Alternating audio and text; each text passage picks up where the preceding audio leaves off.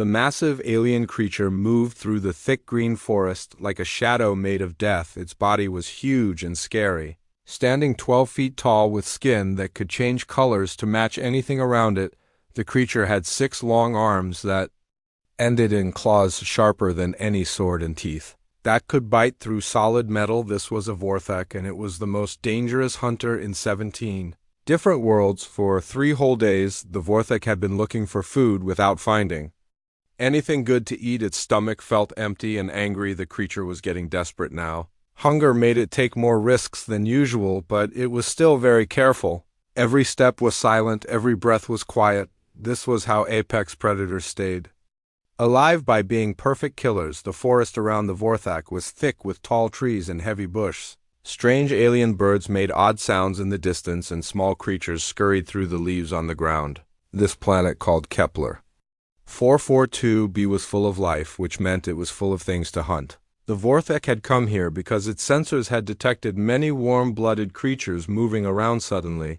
The creature's heat sensors picked up something interesting. A warm signature was moving ahead through the trees. It was walking on 2 legs and seemed to be about the right size for a good meal. The Vorthek felt excitement flow through its body like electricity. Finally, after 3 days of hunting, it had found prey. The creature began to move faster, but still stayed quiet. Its camouflage skin shifted from brown bark colors to green leaf colors as it moved between different hiding spots. The Vorthak was very good at staying hidden. It had been hunting for over 100 years and had never failed to catch what it was chasing, but as it got closer to the heat signature, something felt wrong. The warm-blooded creature ahead was not moving like prey should move. Most creatures, when they sensed danger, would start running or hiding or making scared noises, but this one was just walking slowly through the forest like it was taking a nice walk in a safe park. The Vorthek stopped moving and used all its senses to study the situation. Its nose could smell thousands of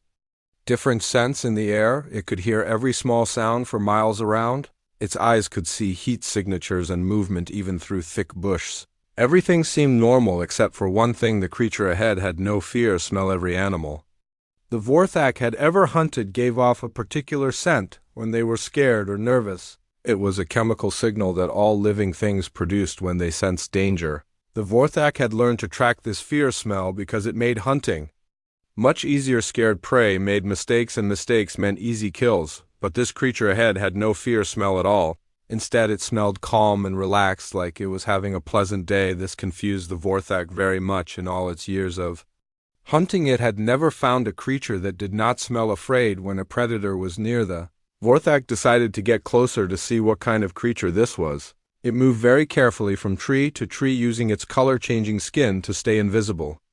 The forest was thick enough to provide good cover, so it could get quite close without being seen through a gap in the green leaves. The Vorthak finally saw its target. It was a human male with dark hair and a thin but strong-looking body. He was sitting on a fallen tree log in a small clearing, eating something from a metal container. The human wore simple clothes that looked like they were made for exploring wild places. What surprised the Vorthak most was how relaxed the human looked. He was eating his food slowly and seemed to be enjoying it. Sometimes he would look around at the forest like he was admiring the view.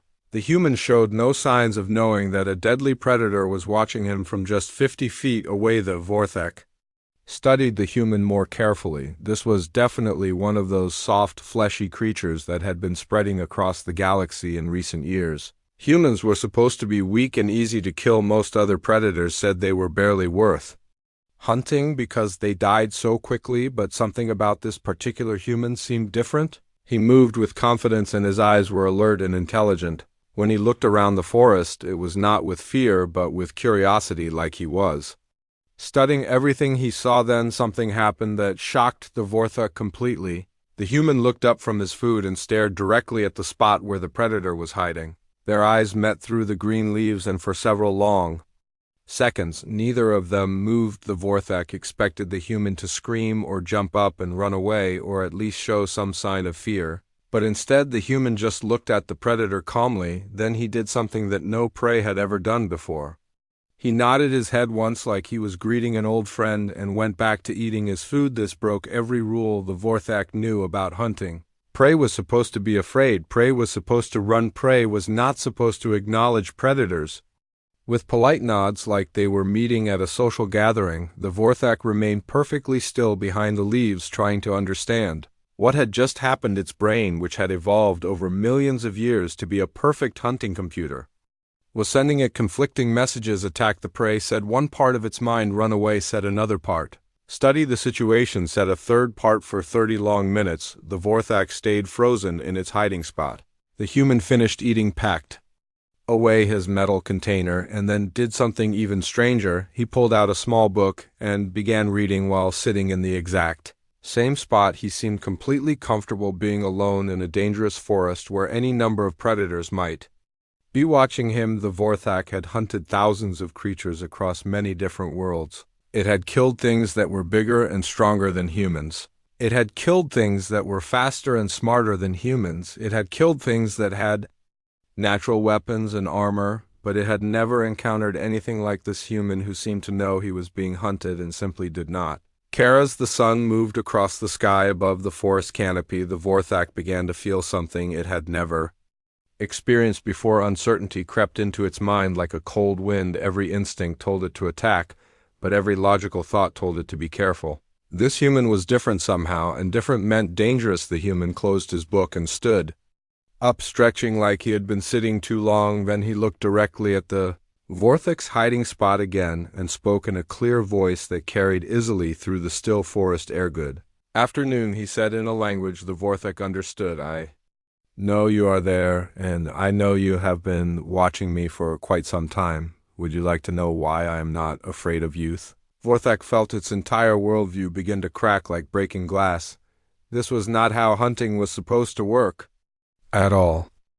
The human named Dongwu packed his things and started walking deeper into the forest. The Vorthak watched from its hiding place as the strange creature moved through the trees with easy steps, like he was taking a walk in his own backyard. This was very confusing because most prey moved quickly and nervously when they knew a predator was near. For the first time in over 100 years of hunting, the Vorthak found itself doing something completely new. Instead of attacking its prey, it was following it. The massive alien creature stayed hidden in the shadows, moving from tree to tree as Dongwu walked along what seemed to be an old animal trail. What made the Vorthak feel even more confused was how the human seemed to know exactly where it was hiding. Dongwu would stop at certain spots and look around at the forest, giving the predator perfect chances to attack, but he also seemed to choose stopping places that had good hiding spots nearby, like he was making sure the Vorthak could stay hidden while watching him. This was completely backwards from everything the Vorthak understood about hunting. Usually predators chose when and where to reveal themselves to their prey, but this human seemed to be controlling the entire situation, even though he was supposed to be the one being hunted. As they moved deeper into the forest, the trees began to thin out and tall rocky hills appeared in the distance. The ground became harder and there were fewer places to hide. The Vorthak started to feel nervous because open ground was dangerous for predators who relied on camouflage and surprise attacks, but Dongwu seemed to understand this problem too. When they reached areas with less cover, he would move more slowly and make more noise, giving the Vorthak time to find new hiding spots. It was like the human was teaching a hunting lesson to the creature that was supposed to be hunting him. The sun was getting lower in the sky when Dongwu did something that made the Vorthak's combat systems activate. With alarm, the human began to sing. His voice carried clearly through the quiet forest air, and the song was in a language the Vorthak did not recognize. The melody was soft and beautiful, but also somehow sad. The Vorthak had heard many sounds from creatures. It was hunting screams of fear, cries for help, angry roars of defiance. But never had it heard prey singing with such calmness. The song seemed to fill the entire forest, and even the small animals stopped their chattering to listen. As the music continued, the Vorthak realized something that made its 6 hearts beat faster. The human was not singing because he was scared or trying to scare away predators. He was singing because he enjoyed it. The melody had the feeling of someone who was completely comfortable and at peace. When the song ended, the forest seemed quieter than before. Dongwu continued walking, but now he hummed softly to himself. The Vorthak followed at a distance, trying to understand What kind of creature could be so relaxed while being stalked by a perfect killing machine? As darkness began to fall, Dongwu found a small clearing surrounded by large rocks. It was a good place to make camp because the rocks would provide protection from wind and help reflect heat from a fire. The human began setting up for the night with quick, efficient movements that showed he had done this many times before. The Vorthok positioned itself on a rocky ridge that overlooked the camping area. From this high position, it could see everything that happened below and could attack quickly if it chose to. This was the perfect hunting situation: isolated prey in open ground with nowhere to run. Dongwu built a fire using dry wood he had collected.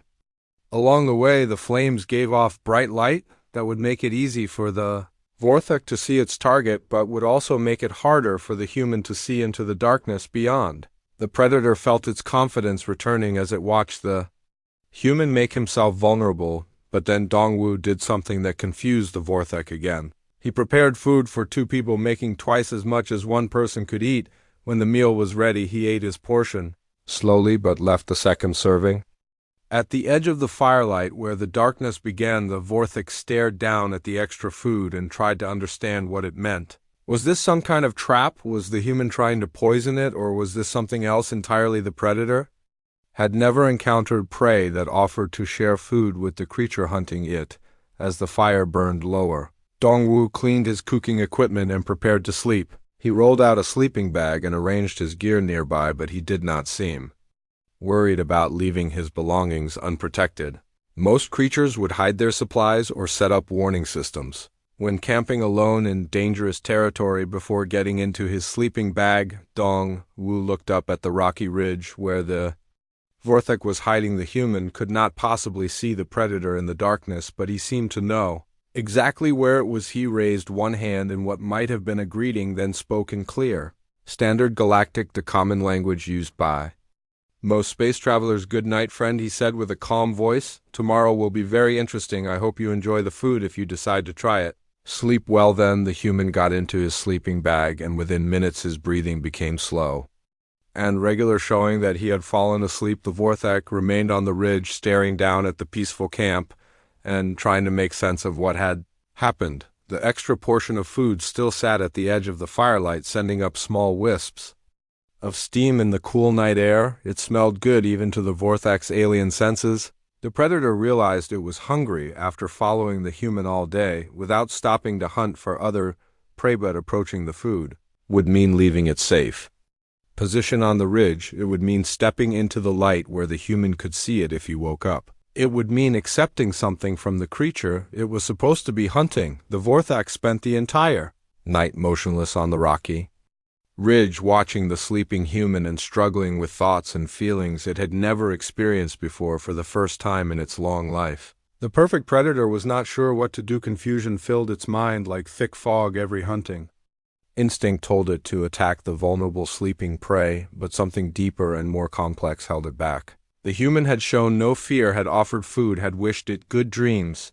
These were not the actions of normal prey. As dawn approached, the Vorthok began to understand that something fundamental had changed during this hunt. It was no longer sure who was the predator and who was the prey. The human had somehow reversed their roles without the alien creature even realizing it was happening. When the sun rose, Dongwu woke up and looked immediately toward the ridge. The extra food was still untouched at the edge of the cold fire.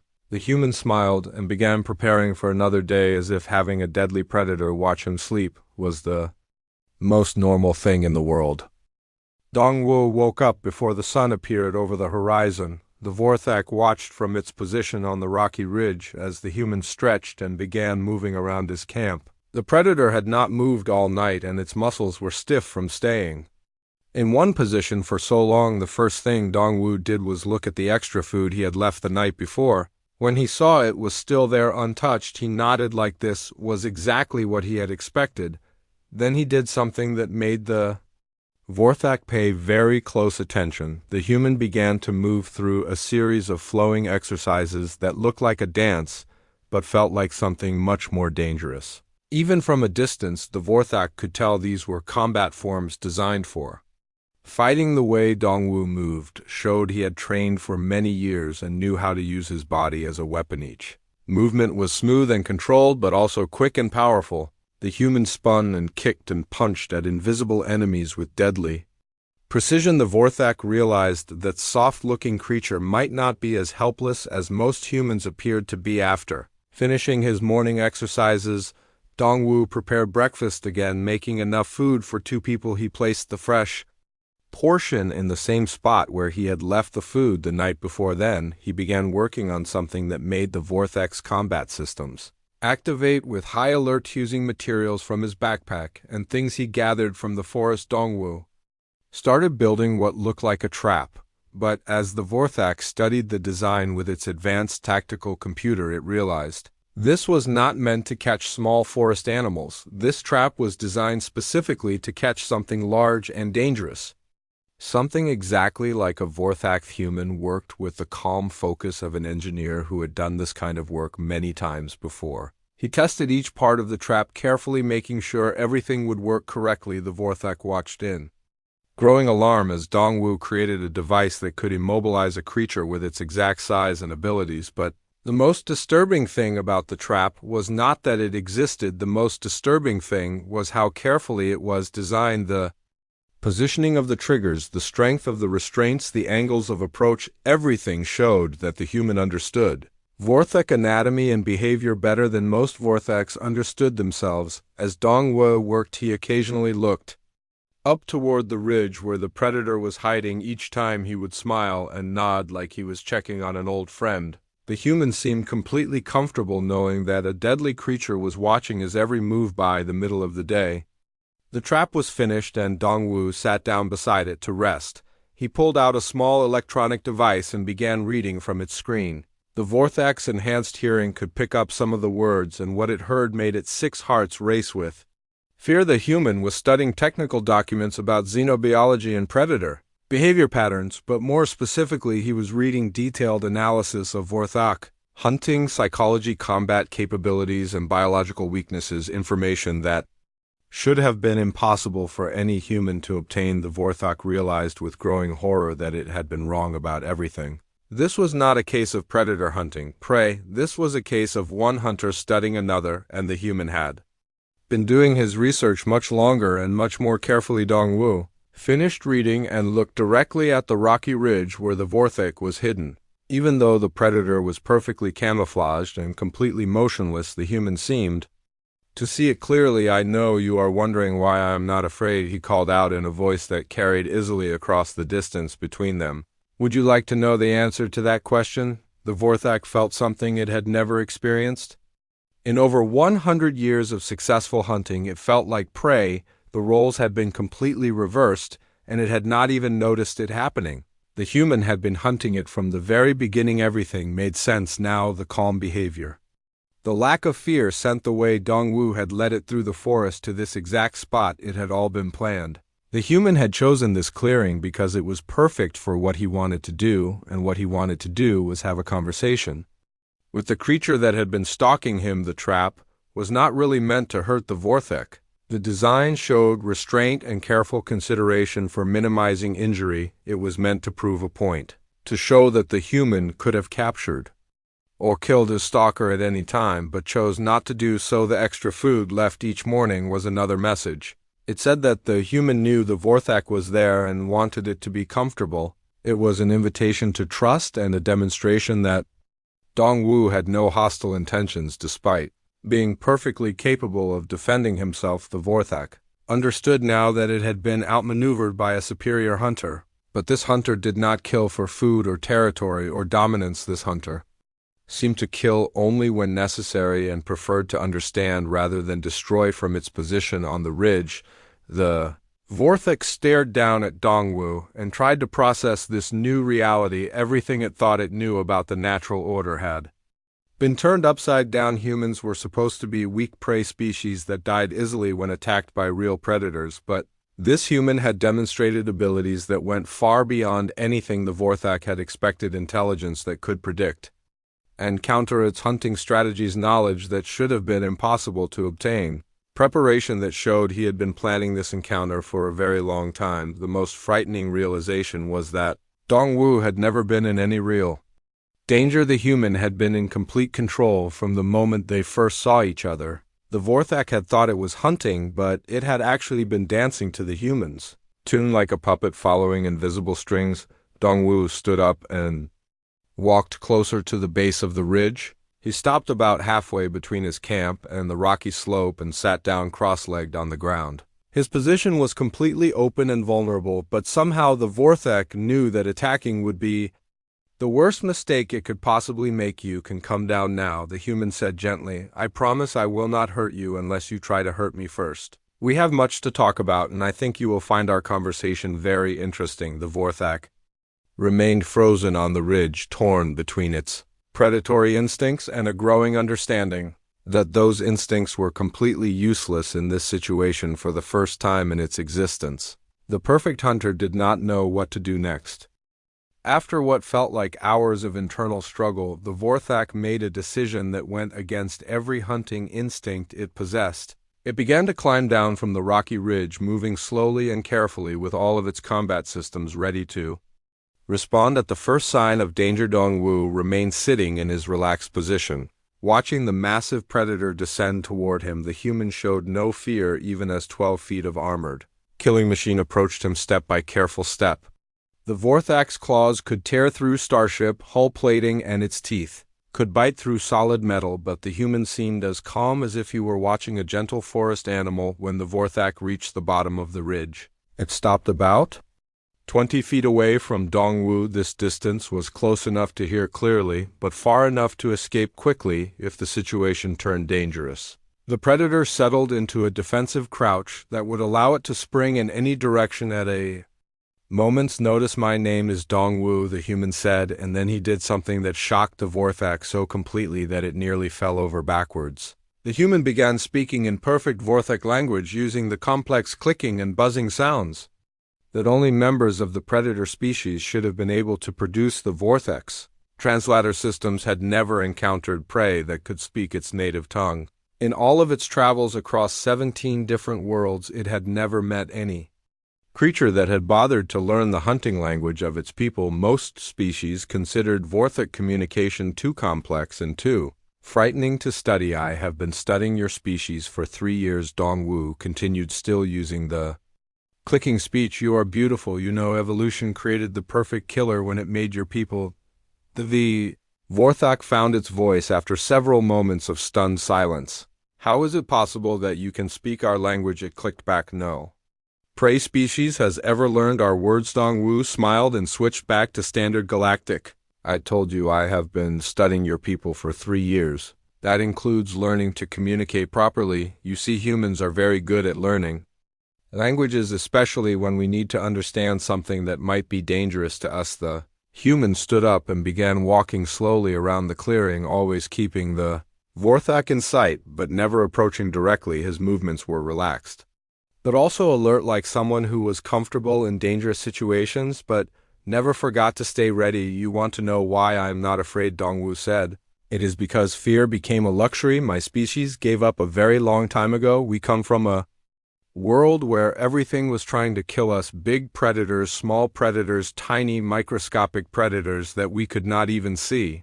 The weather tried to kill us, the plants tried to kill us, even the ground itself sometimes tried to kill us. The Vorthak listened with growing fascination as Dongwu described a planet that sounded like a nightmare world where nothing was safe and death waited around every corner. This was very different from the soft, comfortable worlds where most prey species evolved. We survived by becoming something that had never existed before. Dongwu continued. Prey that hunts back. Do you understand what that means? The Vorthak made a sound that indicated it was not sure. Let me explain it this way, the human said. Your species is truly remarkable, perfect camouflage, incredible speed, tactical intelligence that can outthink most military computers, weapons that can cut through the strongest materials known to science. You are everything that evolution can create when it has millions of years and unlimited resources to work with. Dongwu paused in his walking and looked directly at the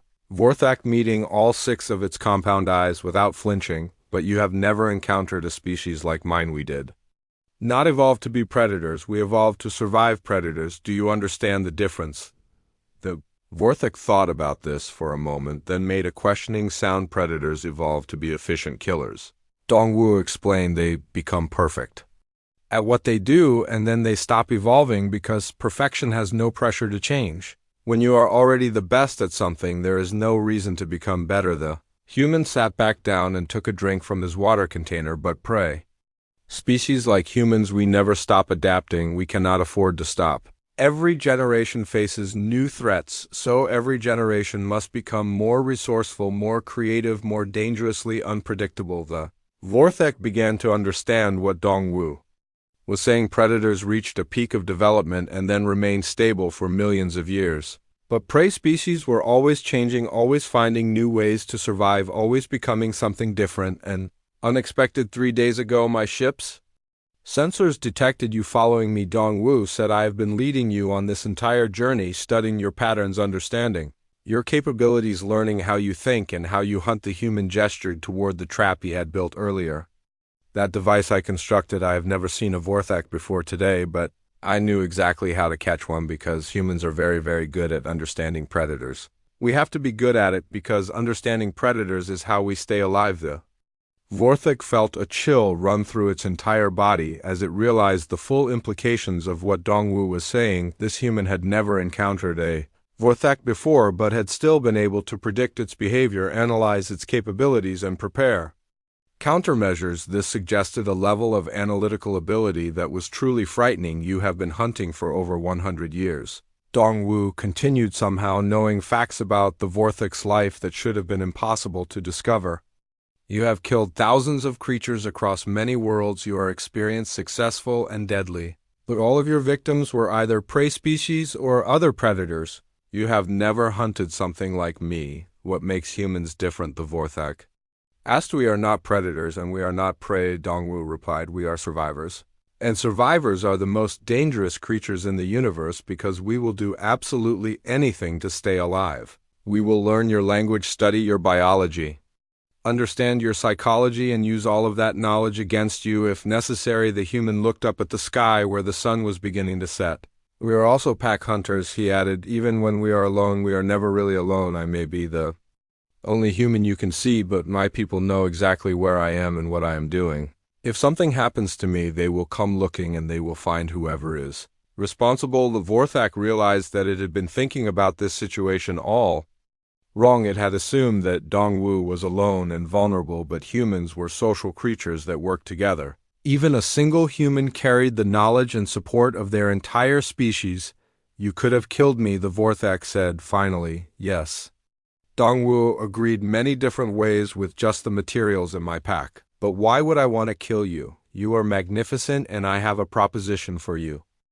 The Vorthak remained completely still for a very long time, processing everything that Dongwu had told it. The massive predator was trying to understand how its entire worldview had been turned upside down in just a few days. Everything it thought it knew about hunting and prey and the natural order of things had been proven wrong. The alien creature had spent over 100 years being the most dangerous thing on any world it visited. It had been the apex predator, the perfect killer, the creature that other species feared and avoided, but now it was sitting in front of a human who had casually mentioned that he could have killed it in many different ways. What is your proposition? The Vorthak finally asked, using its clicking language. Dongwu leaned forward, slightly showing interest, but not aggression. I am part of a human exploration team that is surveying this sector of space. We are mapping new worlds, looking for resources, and trying to establish trade relationships with friendly alien species. The human paused, and his expression became more serious. But we have lost 3 of our scouts to something we cannot identify. Something has been picking off our people one by one over the past several weeks. Our technology cannot track it, our weapons cannot touch it, and our best tactical minds cannot predict its movements. The Vorthak felt its combat instincts activate at the mention of an unknown threat. Its species had evolved to be curious about potential rivals or dangers. Even when they were not directly involved in a situation, our sensors show energy readings that do not match any known technology. Dongwu continued, our lost scouts were experienced explorers who knew how to handle dangerous situations, but whatever killed them left no trace except scattered equipment and strange energy signatures, the predator considered this information carefully.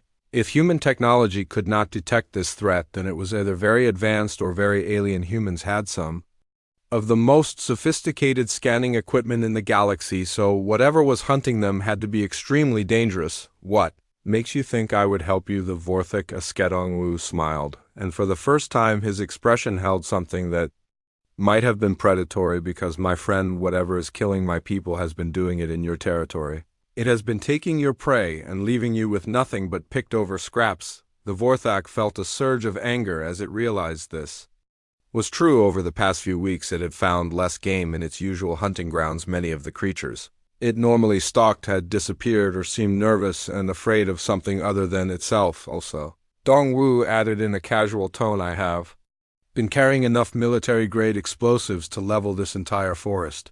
If I had wanted you dead, we would not be having this conversation right now. The alien predator stared at the human with new respect and a healthy amount of fear. Dongwu had been walking around for days with enough firepower to destroy everything for miles around, but had never given any sign of being armed. This level of preparation and deception was truly impressive. The Vorthak realized that it had been completely wrong about humans. They were not weak prey species that could be easily killed. They were something much more dangerous, creatures that appeared harmless but were actually incredibly well prepared for any situation. More importantly, Dongwu had been right about the territorial issue. Something had been operating in the Vorthak's hunting grounds, and it had been too focused on stalking the human to investigate properly. This was a serious problem that needed to be addressed. What do you propose? The Vorthak asked partnership. Dongwu said simply, you help me track whatever is hunting my people, and I will show you why. Humans are considered the most dangerous species in the galaxy. The human reached into his pack and pulled out a small communication device that looked more advanced than anything the Vorthak had seen before. The technology was sleek and compact, but the energy readings it gave off suggested it was incredibly powerful. My team has been trying to solve this problem for weeks using conventional methods, Dongwu explained, but conventional methods do not work against unconventional threats. We need someone who thinks like a predator, someone who can track prey that our technology cannot detect. The Vorthak understood what the human was offering. It was a chance to hunt something truly challenging, something that had proven itself capable of killing experienced human explorers. This was the kind of prey that would test all of its abilities and provide a real challenge, but there was more to it than just the hunt. The Vorthak was also curious about Dongwu's claim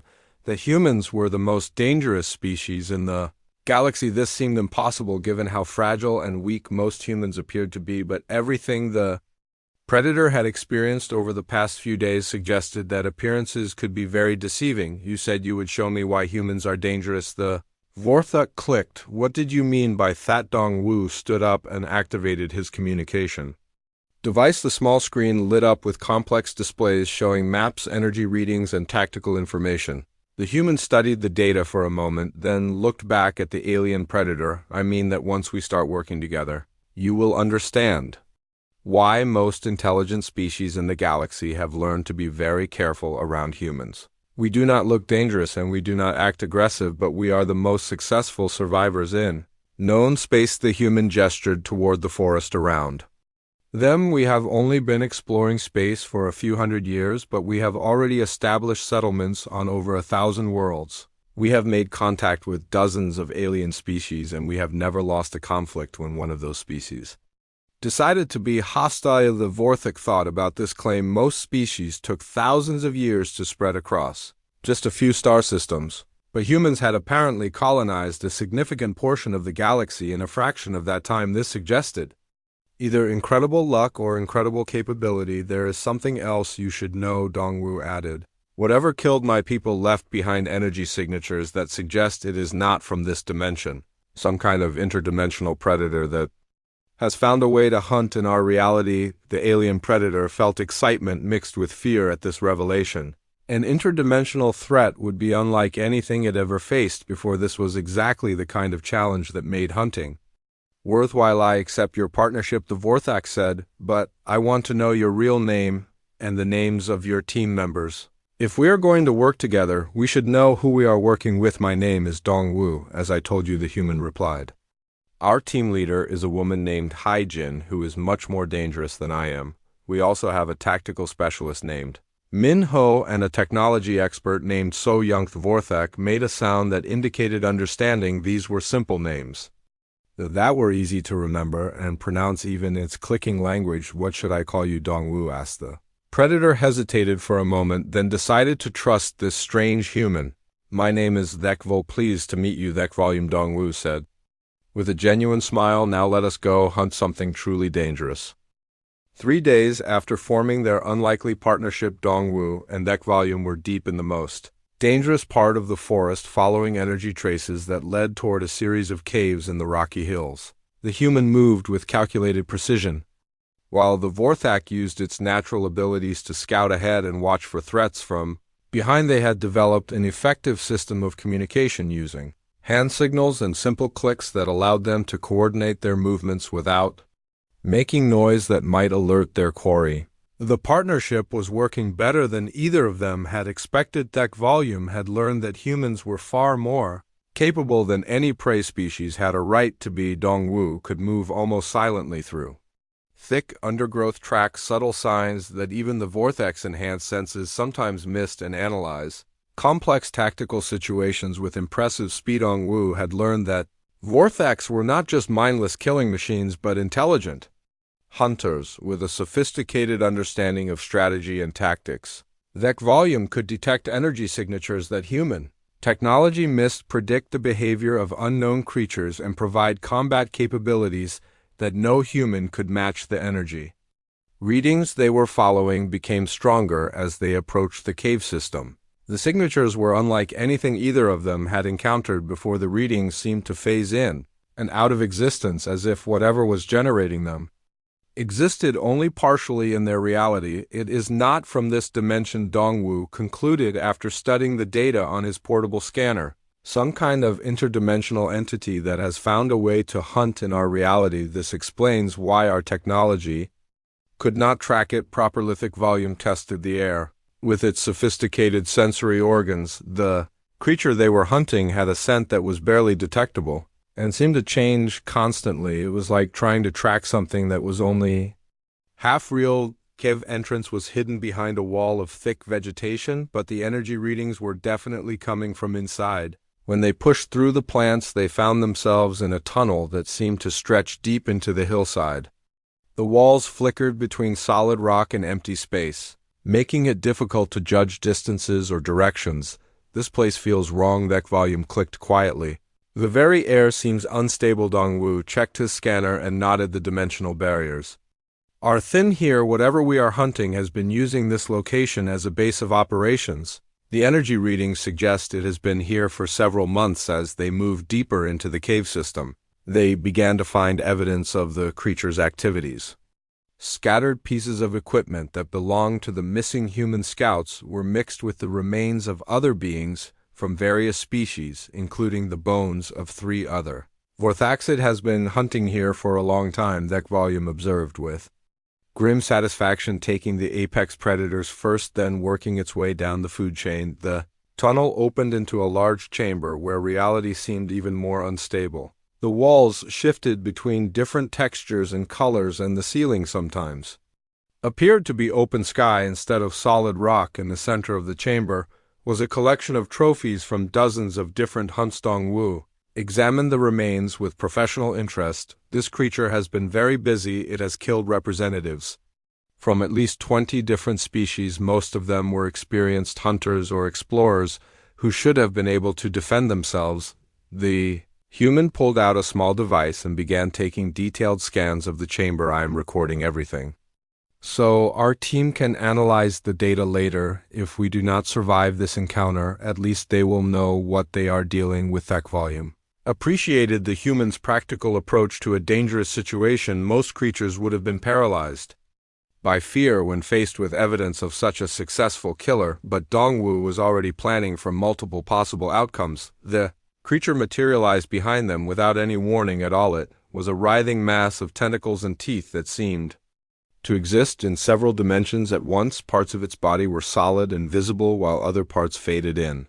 And out of reality, like a bad hologram, the entity moved with fluid grace that defied normal physics. Thek volume spun around with all of its combat systems at maximum alert, but it's natural. Weapons could not touch something that was only partially in their dimension. The predator's claws passed through the creature like it was made of smoke, even though its teeth looked very real and very sharp. Dongwu remained calm even as the interdimensional entity loomed over them. The human pulled out a device that looked like a simple metal rod, but when he activated it, the air around them became thick and heavy with energy. Now you can heard it, he called out to Thek volume as the creature suddenly became fully solid. The Vorthak needed no further encouragement. It launched itself at the entity with all the fury of a perfect predator that had been frustrated by an untouchable enemy. Its claws found solid flesh, and its teeth bit deep into alien tissue, but the interdimensional creature was not helpless even when forced into solid form. It fought back with tentacles that struck like whips and teeth that could bite through armor. The battle that followed was unlike anything either Dongwu or Thek volume had ever experienced. The human provided tactical support using his technology to keep the creature solid, while Thek volume used its natural weapons to inflict damage. The partnership that had formed between them over the past few days proved to be perfectly suited for this kind of fight. Dongwu's analytical mind could predict the creature's movements and warn Thek volume where to dodge or attack. Thek vol's predatory instincts could sense the entity's intentions and protect Dongwu from surprise attacks. Together, they drove the creature back, forcing it to retreat toward the rear of the chamber where the dimensional barriers were thinnest, but Dongwu had planned for this possibility too. As the entity tried to escape back to its home dimension, the human activated a second device that collapsed the dimensional rift with a sound like reality itself breaking. The creature let out a shriek that seemed to come from multiple dimensions at once, then vanished as the portal sealed itself permanently. The chamber became quiet except for the heavy breathing of two exhausted hunters. Thek volume was wounded, but not seriously, and Dongwu had somehow managed to avoid injury completely. That was excellent teamwork, the human said with genuine admiration. You are a magnificent fighter. Thek Vorthak looked at its human partner with something that might have been respect. Your species is truly terrifying, Dongwu. I have never seen technology that could force an interdimensional entity to become solid. Dongwu laughed. You have not seen anything yet. Wait until you meet my teammate Haijin. She is the dangerous one on our team. As they walked back toward the human base camp, Thek volume reflected on everything that had happened over the past week. It had started the hunt looking for easy prey and had instead found a partner, a teacher, and perhaps most surprisingly, a friend. The Vorthak had learned that there were no true apex predators in the universe, only creatures that had not yet met their match. And sometimes the most dangerous match came from the most unlikely source, a species that had learned to turn being hunted into its greatest strength. The predator had indeed found what it was searching for, just not in the way it had ever expected.